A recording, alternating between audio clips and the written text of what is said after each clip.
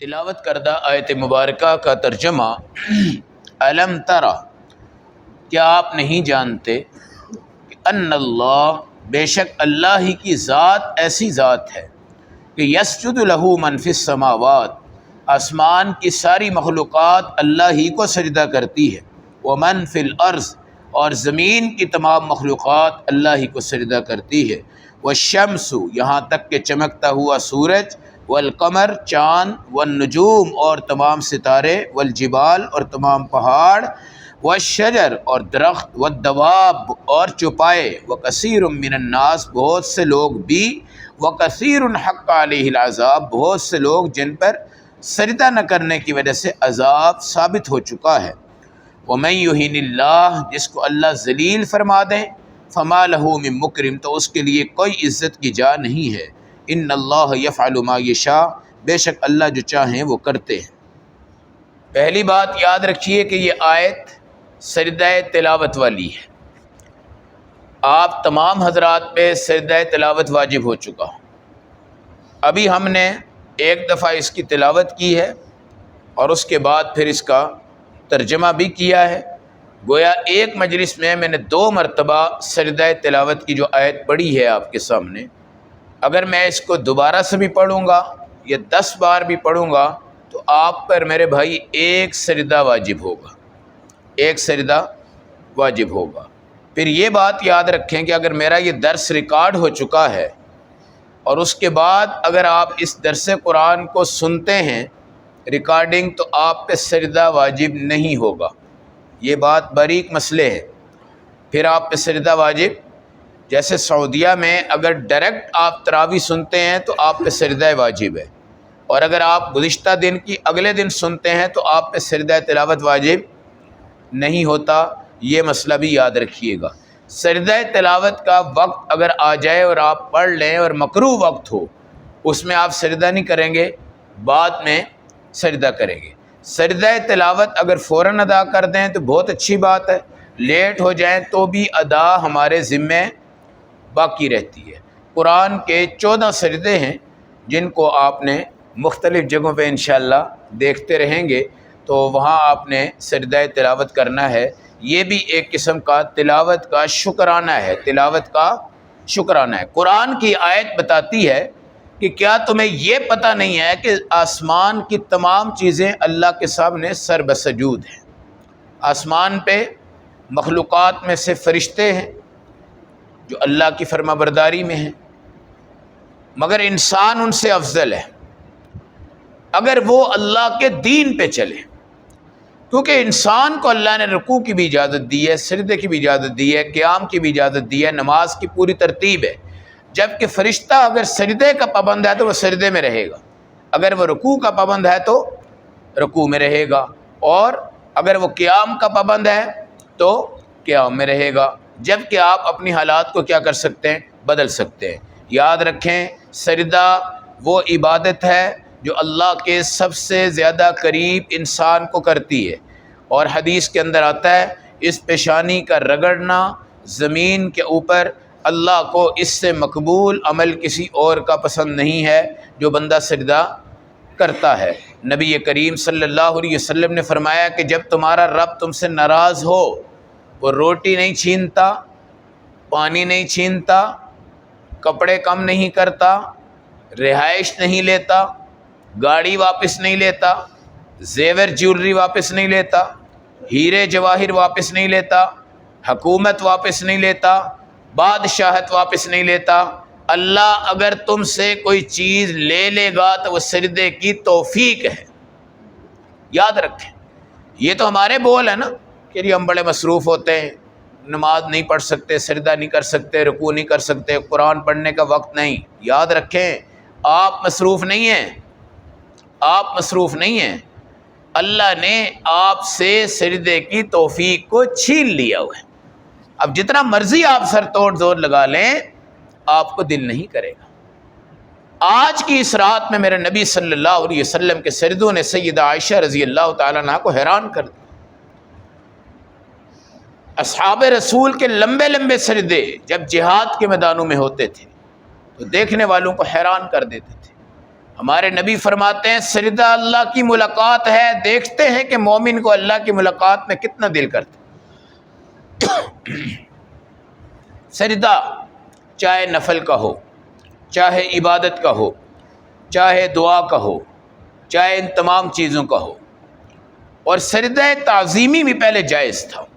سجدہ تعلیم انی رأیت احد عشر کوکبا والشمس والقمر رأیتہم لی ساجدین، یہ صرف ہمارے قرآن میں آج نہیں آیا، بلکہ حضرت یوسف علیہ السلام کا جو خواب تھا نا، انی رأیت احد عشر کوکبا، 11 ستارے میں نے دیکھے جی، والشمس والقمر، سورج چاند کو بھی میں نے دیکھا ہے کہ یہ میرے لیے کیا کر رہے ہیں، سجدہ۔ لیکن آج پیروں اور فقیروں کا سجدہ کرنا حرام ہے۔ سجدہ تعظیمی پہلی امتوں میں تھا، سجدہ تعظیمی پہلی امتوں میں تھا۔ اس لیے میرے نبی صلی اللہ علیہ وسلم کا یہ فرمان وہ لوگ یاد رکھیں جو کہتے ہیں ہمیں وقت نہیں ملتا، ہم نماز نہیں پڑھ سکتے۔ وقت میرے پاس بہت زیادہ ہے، ان کے پاس وقت بہت ہے۔ سجدے میں تو 1 منٹ بھی لگ سکتا ہے، 10 منٹ بھی لگ سکتے ہیں، کوئی چاہے تو پوری رات کا سجدہ کر سکتا ہے، کوئی چاہے تو پوری رات کا قیام کر سکتا ہے۔ من فی السماوات، آسمان کی تمام چیزیں اللہ کے سامنے کیا کرتی ہیں، سجدہ۔ اس میں فرشتے اور عیسیٰ علیہ السلام موجود ہیں۔ عیسیٰ علیہ السلام آسمان پر ہیں اور وہ بھی اللہ کے سامنے سجدہ کرتے ہیں، اللہ نے ان کو وہاں پہ رکھا ہوا ہے۔ جو فرشتوں کا ماحول ہے وہی وہاں پہ عیسیٰ علیہ السلام کا ماحول ہے۔ کھانے اور پینے سے وہ پاک ہیں، وہاں پہ روٹی کی ان کی ضرورت نہیں ہے۔ اللہ رب العزت نے فرمایا ومن فی الارض، اور جو زمین میں ہے وہ بھی سجدہ کرتے ہیں۔ ہم سارے زمین میں ہی ہیں بھائی، ہم میں کتنے سجدہ کرتے ہیں کتنے نہیں کرتے، ہمارے گھر میں کتنے سجدے ہوتے ہیں کتنے نہیں ہوتے، یہ بات یاد رکھے۔ ایک سجدہ شیطان نے انکار کیا تھا، وہ بھی نماز کا نہیں تھا، صرف تواضع کا تھا، اللہ نے اس کو قیامت تک تباہ و برباد کر دیا۔ اور جو تراویح آ رہی ہے نا، ایک سجدے پہ 1500 نیکی ہیں۔ کتنی ہیں؟ 1500 نیکی ہیں۔ اور آج کی رات جو عبادت تھی وہ ہمارے نبی نے فرمایا کہ میں چاہتا ہوں کہ جب میرا اللہ فائلوں کا تبادلہ کرے فرشتوں سے کہ ان کے لیے یہ کرنا ہے، ان کے لیے یہ کرنا ہے، ان کے لیے یہ کرنا ہے، ان کے لیے یہ کرنا ہے، تو میں سجدے کی حالت میں رہوں، قرآن کی تلاوت میں رہوں، درود کی تلاوت میں رہوں، نماز کی کیفیت میں رہوں، رکوع اور سجدے میں رہوں، تاکہ میرا اللہ نے فیصلہ فرمائے اس فیصلے میں اللہ کی مہربانیاں زیادہ شامل ہو جائیں، زیادہ شامل ہو جائیں۔ تو بہت لمبے سجدے کرنا اس کی کوئی ضرورت نہیں۔ 2 رکعت نفل نماز پڑھ لو اپنے اللہ کے سامنے تواضع کے ساتھ، عاجزی کے ساتھ، انشاءاللہ العزیز بہت اونچے مقام پہ آپ کو لے جائے گی، بہت اونچے مقام پہ۔ راتوں کو بیدار رہنا، آنکھیں ایسے پھاڑنا، آنکھوں میں سوئیاں چبھنا، اور بندے کو قرآن پڑھنے کا دل نہ کرے، نماز پڑھنے کا دل نہ کرے، کیا جی میں شب بیداری کر رہا ہوں۔ ہمارے نبی کی ایک حدیث یاد رکھیں، یاد رکھیں، آپ نے فرمایا جب قرآن پڑھتے ہوئے تم تھوڑے سے تھکو اور اکتا جاؤ تو قرآن کو بند کر دو، قرآن کو، ورنہ میں قرآن دیکھو اور میں کہوں یار مجھے پڑھنے کا دل نہیں کر رہا، مجھے پڑھنے کا دل نہیں کر رہا، یہ قرآن کی شان نہیں ہے۔ آپ قرآن پڑھیں، تھوڑا سا پڑھ لیں، لیکن اگر آپ پوری رات گرتے رہے، جاگتے رہے، مجھ سے یار نفل نہیں پڑھے جا رہے، قرآن نہیں پڑھا جا رہا، استغفار بھائی نہیں پڑھا جا رہا، تو سو جاؤ۔ قرآن میں اللہ نے کہا ہے کہ قم اللیل الا قلیلا، آپ نے رات کو اگر اٹھ کے عبادت کرنی ہے تھوڑی سی کر لیں، تھوڑی بھی بتا دی، نصفہ او انقص، کیا بتائیے یہ، نصفہ او انقص، یا تو آدھی رات شب بیداری کر لو، نہیں تو اس سے کم کر لو۔ یہ ہمارے نبی کو بتایا گیا جن میں 40 جنتیوں کی طاقت ہوتی ہے، ایک نبی میں 40 جنتیوں کی۔ ہمارے تو گڈے گوٹے مشق سے ہی دور ہے۔ اگر ہم سال کے بعد شب برات پہ رات کو آ کے کھڑے ہوں گے تو ہم میں سے کوئی کھڑا ہو سکے گا؟ کوئی اس کی مشق ہے، کوئی اس کی ریہرسل ہے، کوئی اس کا سٹیمنا بنا ہوا ہے۔ سال کے بعد جو بندہ آئے گا اس کو میں کہوں 20 رکعت نفل پڑھ، وہ تو بد دعائیں دے گا کہ یار ان مولوی صاحب تو بھی اللہ دی تباہی پہلے 20 رکعت کٹھی مجھے کروا رہے ہیں شروع، میں نہیں پڑھ سکتا بھائی، واقعتاً وہ نہیں پڑھ سکتا۔ ہاں، روزانہ نماز پڑھنے والا، روزانہ نوافل پڑھنے والا، روزانہ ان نظام پہ چلنے والا، اس کے لیے آسان ہے۔ اور جو بیچارہ سال کے بعد آیا رزق اور نوکری لینے کے لیے، تو میرے بھائی وہ نہیں پڑھ سکتا۔ تو آپ کیوں مجبور کریں گے اس کو؟ آپ اس کو کہیں 2 رکعت بیٹا نفل پڑھ لو، تھوڑا سا آپ قرآن پڑھ لو، تھوڑی سی استغفار کر لو اور سو جاؤ، بالکل سو جاؤ، فریش ہو کے اٹھ جاؤ، 4 بجے اٹھ جاؤ، 3:30 اٹھ جاؤ، 3:45 اٹھ جاؤ، 4:15 اٹھ جاؤ، جی 3 بجے اٹھ جاؤ، تہجد پڑھ لینا، پڑھ کے اپنی ہلکی سی سحری کر لینا، دل کرے تو روزہ رکھ لینا، روزہ بھی لازمی نہیں، قرآن کی تلاوت بھی آج کی رات فرض نہیں، مستحب ہے۔ کیا ہے؟ مستحب ہے۔ اور نوافل یہ بھی مستحب ہے، جی سجدہ، شکر، عبادت، دعا یہ بھی مستحب ہے۔ تو اتفاق سے آیت بھی سجدے والی چل رہی ہے، اور رات بھی کون سی ہے؟ شب برات۔ تو قرآن کہتا ہے وَالطَّيْرُ صَافَّاتٍ، اور اس کے بعد دیگر آیتیں بتاتی ہیں پرندے بھی صفوں میں اللہ کی تسبیحات کرتے، والشمس سورج، والقمر چاند، جی اور والجبال پہاڑ، شجر درخت۔ بڑے اللہ والے ہمارے گزرے ہیں، بہت بڑے اللہ والے گزرے ہیں جو صاحب کشف لوگ تھے۔ کیا تھے؟ صاحب کشف۔ وہ بتاتے ہیں کہ جب ہم گھر میں ان راتوں میں باہر نکلے تو ہم نے دیکھا کہ درخت سجدے میں جا رہے ہیں، ہمیں نظر نہیں آتے، ان کو نظر آتے ہیں۔ پہاڑ میں رونے کی طاقت بھی ہے، پہاڑ میں رونے کی طاقت بھی ہے۔ اور پہاڑوں میں اللہ کیا کہتا ہے؟ ثم قست قلوبکم من بعد ذلک فہی کالحجارہ، تم نے اپنے دل پتھروں کی طرح کر لیے، لیکن کہا اشد قسوہ، پتھر اتنے سخت نہیں ہیں، تم سخت ہو، پتھر اتنے سخت نہیں ہیں۔ اور پتھروں کی صفات کیا ہے؟ وَإِنَّ مِنَ الْحِجَارَةِ لَمَا يَتَفَجَّرُ مِنْهُ الْأَنْهَارُ، پتھر کو کبھی ہم توڑتے ہیں تو بیچ میں سے نہریں آ جاتی۔ وَإِنَّ مِنْهَا لَمَا يَشَّقَّقُ فَيَخْرُجُ مِنْهُ الْمَاءُ، کبھی ہم اس کو توڑتے ہیں تو پانی آ جاتا ہے۔ وَإِنَّ مِنْهَا لَمَا يَهْبِطُ مِنْ خَشْيَةِ اللَّهِ، کچھ پتھر اللہ کے ڈر سے جھکے پڑے۔ آپ پہاڑی علاقوں میں جائیں نا، بہت سے پہاڑ اس طرح جھکے ہوئے ہیں، اس طرح، اور وہ صدیوں سے جھکے ہوئے ہیں، اور وہ حقیقت میں اللہ کے سامنے جھکے ہوئے ہیں، اور نیچے والے بندے کو یہ لگتا ہے کہ بس یہ آیا اور میں گیا، یہ آیا۔ تو میرے بھائی پتھروں میں رونے کی صفت بھی ہے، پتھروں میں سجدے کی صفات بھی ہیں، پتھروں میں جھکنے کی علامات بھی ہیں۔ آپ پہاڑی علاقوں میں جائیں، وہاں جو چشمہ آتا ہے وہ کہاں سے آتا ہے؟ پتھر کے اندر سے آتا ہے۔ اور کئی پہاڑ ایسے ہیں جن میں چھوٹے چھوٹے چھوٹے چھوٹے پھوٹ کے پانی اس میں سے گر رہے ہوتے ہیں۔ مسلمان اگر اپنی آنکھ سے ایک قطرہ نہیں نکال سکتا تو پہاڑ اس کے لیے عبرت ہے، جو اپنے اندر سے پانی نکال رہے ہیں، چشمے نکال رہے ہیں، نالے نکال رہے ہیں، پرنالے نکال رہے ہیں، اور جھکے پڑے ہیں، اور خشوع اور خضوع کے ساتھ۔ یہ آج ہمارے اندر دل کی سختی ہے۔ دل کی سختی کا مطلب یہ ہے کہ عبادت پہ دل نہیں ہے۔ دل کی سختی کا مقصد یہ ہے کہ ساری دنیا کا عشق ہے مگر خدا کا نہیں ہے۔ دل کی سختی کا مقصد یہ ہے کہ نبی کے نام تو بڑے چمک کے لیتے ہیں لیکن نبی کے کام سے دور ہیں۔ دل کی سختی یہ ہے کہ صحابہ کے نام تقریروں میں لچھے دار تقریریں کر جاتے ہیں مگر صحابہ کے کام سے نفرت، یہ ہے۔ اس لیے ہمارے نبی نے فرمایا اللہ مجھے قساوت قلبی سے بچا۔ قساوت قلبی، قساوت قلبی کیا ہوتی ہے؟ دل سخت ہے۔ مولوی صاحب بول رہے ہیں مجھے یار کوئی اثر ہی نہیں ہو رہا، قاری صاحب نے تلاوت کی یار مجھے تو کوئی پتہ نہیں چلا، نعت پڑھی یار مجھے تو کوئی پتہ نہیں چلا، اور ادھر سے جب گانے اور موسیقی آئی ہو مجھے تو رونے کا دل آ گیا، مجھے تو رونا آ رہا تھا۔ خدا کے بندو، رونا ہے تو قرآن پڑھ کے رو، اللہ کا نام لے کے رو، اللہ کے رسول کا نام لے کے رو۔ یہ راتیں بھی تمہیں نبی کے صدقے سے عطا ہوئی ہیں، ورنہ ہم کہاں اور یہ راتیں کہاں۔ قبیلہ بنو کلب جانتے ہیں؟ قبیلہ بنو کلب جو تھا، جیسے دنیا کا سب سے امیر آدمی ہو اور اس کے پاس اس کا بزنس بکریاں ہوں، کیا ہوں؟ آپ یہ کہہ سکتے ہیں کہ اربوں بکریوں کے مالک تھے۔ کتنے؟ اربوں کی تعداد میں۔ پھر وہ جو بکریاں تھیں وہ جنگلی بکریاں تھیں۔ آپ نے جنگلی بکرے دیکھے ہیں کہ ان کے بال کتنے بڑے بڑے ہوتے ہیں اور کتنے زیادہ ان کے بال ہوتے ہیں۔ حضور نے کہا کہ قبیلہ بنو کلب کی جو بکریاں ہیں ان بکریوں کے جو بال ہیں ان بالوں کے برابر بھی اگر تم میں سے ایک بندے کے گناہ ہوں گے اور وہ اس رات اللہ سے توبہ کرے گا اللہ معاف کر دے۔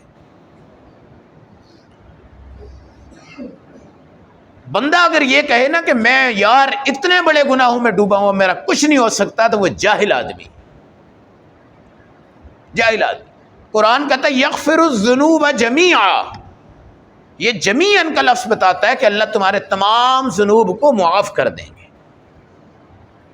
معافی کرنا اللہ کے لیے کوئی مشکل نہیں ہے، ٹھیک۔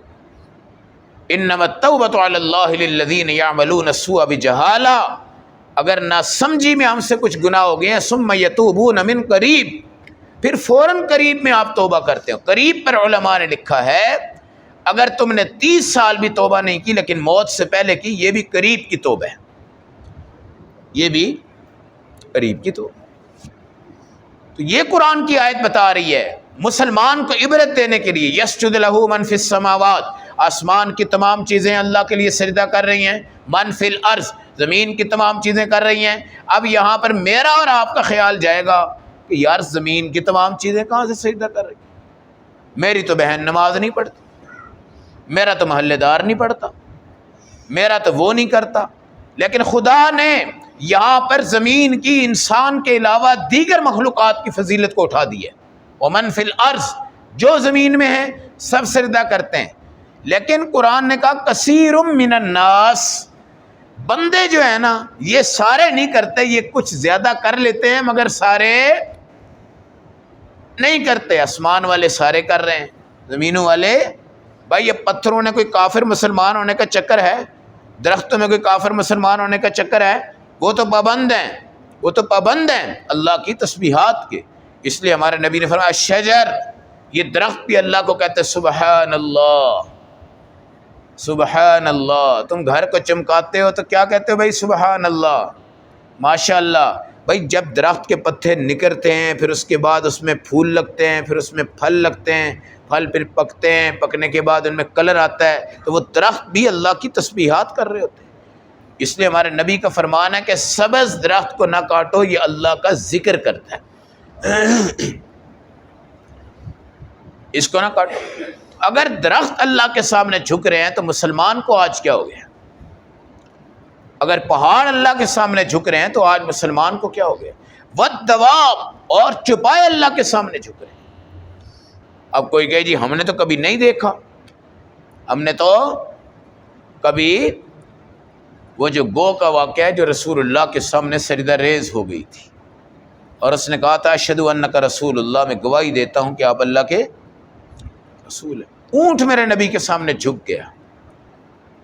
جب رسول پاک حجۃ الوداع میں 100 اونٹ کی قربانی کر رہے تھے تو اونٹ ایسے آتے تھے، جھکتے پھر آگے، جھکتے پھر آگے، ایسے ذبح ہوتے ذبح ہوتے ذبح ہوتے ذبح ہوتے۔ دواب کہتے ہیں چوپائے کو، چوپائے بھی اللہ کے سامنے سر بسجود ہے۔ مرغا ہم سے اچھا ہے بھائی، مرغا ہم سے اچھا ہے اگر وہ اللہ کے نام کے اوپر اس کی قدر کرتا ہے۔ یہ جو مرغا آواز دیتا ہے نا جس وقت صبح، تو یہ بھائی اذان کے وقت فرشتوں کا نزول ہوتا ہے، وہ اس کو نظر آتے ہیں، نظر آتے ہیں۔ ہمارے نبی کی ایک حدیث ہے کہ جب تم مرغ کی آواز سنو تو تم بھی اللہ کا ذکر کرو، اور وہ مرغ تمہیں بتا رہا ہے کہ تم غافل ہو، میں جاگ رہا۔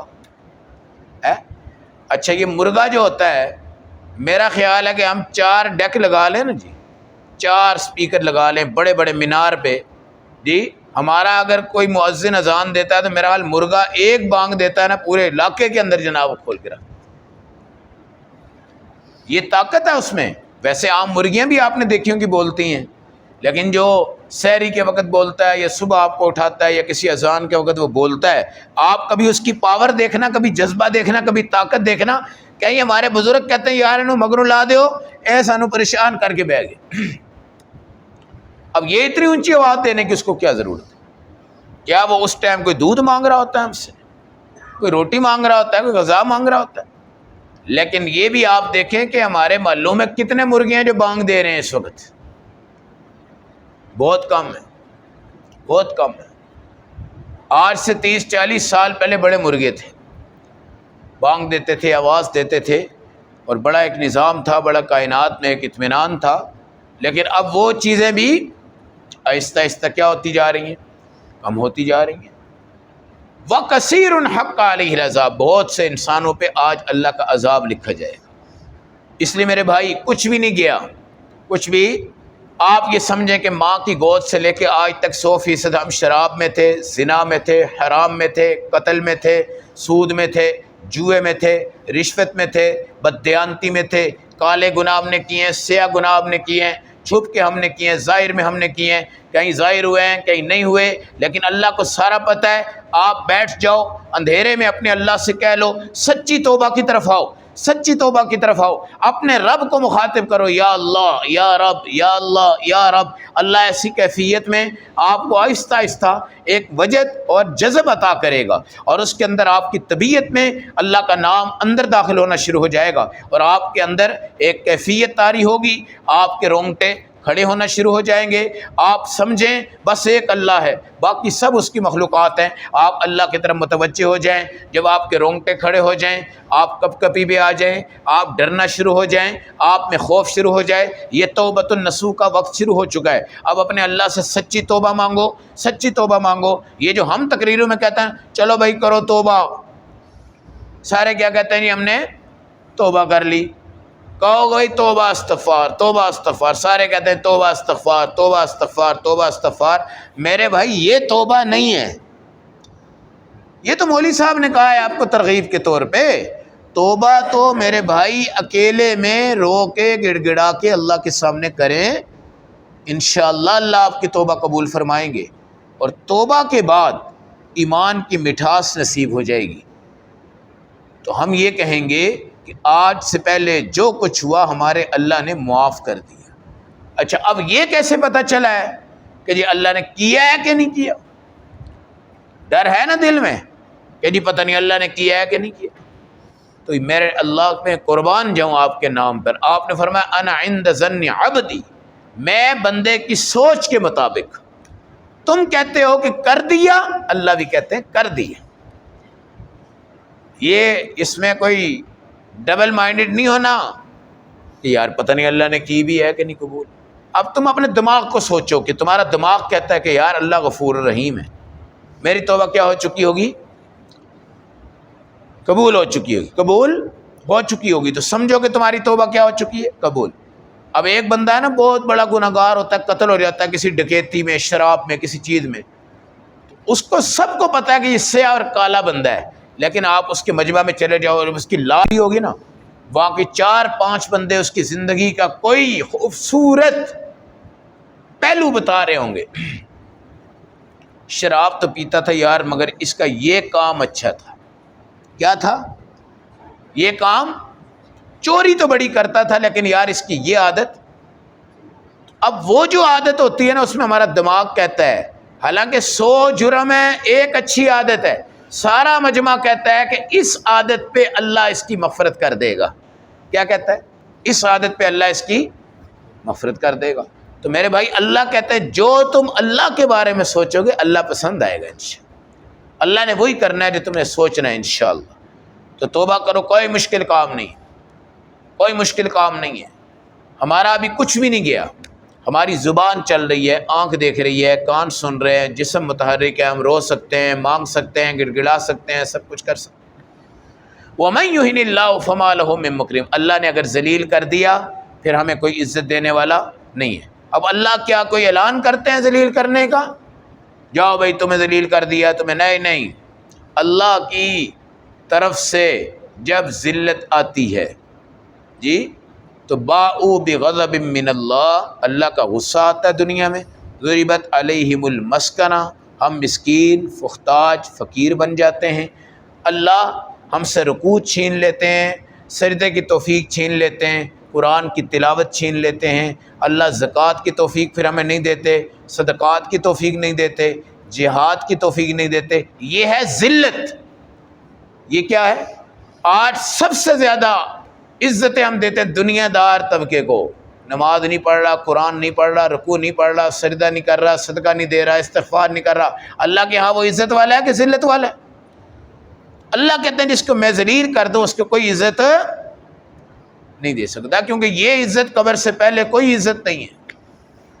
یہ عزت کوئی عزت، اصل عزت جس کا استقبال قبر اس کو اہلاً سہلاً مرحبا کہہ کے اپنے اندر لٹا لیتی ہے، عزت وہاں سے شروع ہوتی ہے۔ اس لیے میرے بھائی شب برات کی رات میں بعض لوگ سمجھتے ہیں بڑا ٹف کام ہے اور پوری رات ہم نہیں کرنا ہے. کوئی پوری رات کا تصور نہیں ہے. آپ صرف 10 سے 20 منٹ آدھا گھنٹہ عبادت کر لیں, سکون سے آپ سو جائیں, 3 ساڑھے 3 بجے کا الارم لگا لیں, اس کے بعد اٹھ کر وضو کر لیں, تہجد پڑھ لیں, مزید تھوڑا سا قرآن, تھوڑی سی دعا, اصل اللہ سے مناجات کرنی ہے کہ اللہ ہمیں معاف کر دے, اللہ ہمیں معاف کر دے.